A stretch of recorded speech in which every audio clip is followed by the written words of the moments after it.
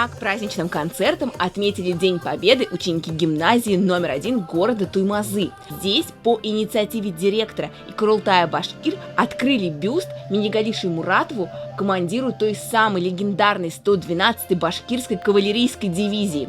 К истории отношение у ребят в этой школе особенное. Я участник поискового отряда, и я занимаюсь в основном сбором информации и проведением мероприятий. С 1 класса я интересуюсь военной темой, и уже на протяжении 7 лет я занимаюсь в этом направлении.